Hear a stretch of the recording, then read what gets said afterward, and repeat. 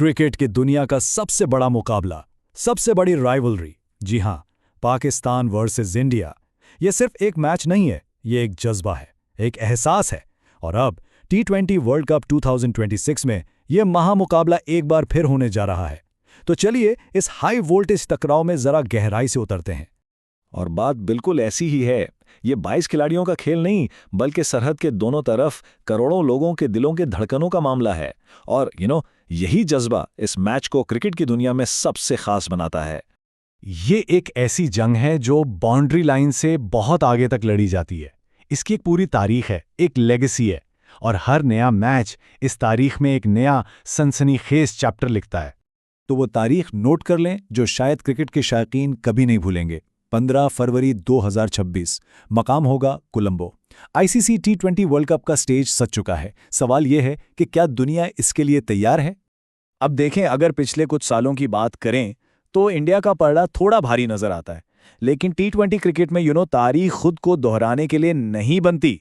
इस बार पाकिस्तान बिल्कुल एक नई हिकमत अमली और एक नए जोश के साथ मैदान में उतर रहा है। तो आखिर क्या है पाकिस्तान का ये नया गेम प्लान? इस बार टीम में कुछ बहुत बड़ी तब्दीलियां हुई हैं।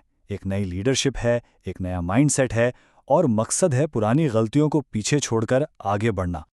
तो चलिए टीम पर नजर डालते हैं। क़यादत अब सलमान अली आगा के हाथों में है। उनके साथ बाबर आजम, फकर जमान और साइम अयूब जैसे जबरदस्त बैट्समैन हैं।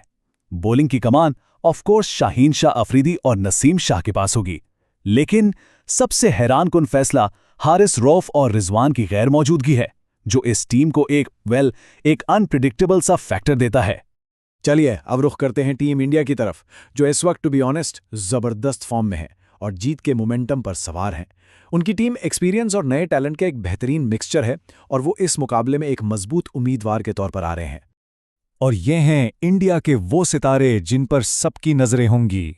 सूर्य कुमार यादव और हार्दिक पांड्या जैसे पावर हिटर्स जो किसी भी वक्त मैच का पांसा पलट सकते हैं।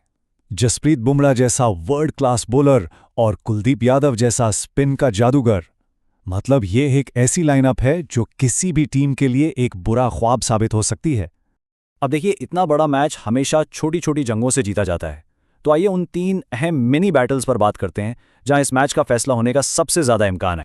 पहला मुकाबला बैटिंग के माहिर बाबर आजम बनाम यॉर्कर किंग जसप्रीत बुमराह। फिर दूसरा अहम मुकाबला है शाहीन अफरीदी का पहला ओवर, जो हमेशा से इंडिया के टॉप ऑर्डर के लिए एक चैलेंज रहा है। और तीसरा पाकिस्तान के मिस्ट्री स्पिनर्स के खिलाफ इंडिया के पावर हिटर्स।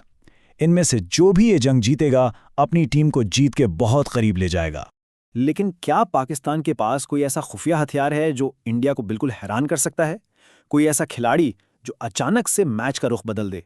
जी हां, और वो हथियार हो सकते हैं उस्मान तारिक। ये एक ऐसे मिस्ट्री स्पिनर हैं जिनका सामना शायद इंडिया के बैट्समैन ने पहले नहीं किया।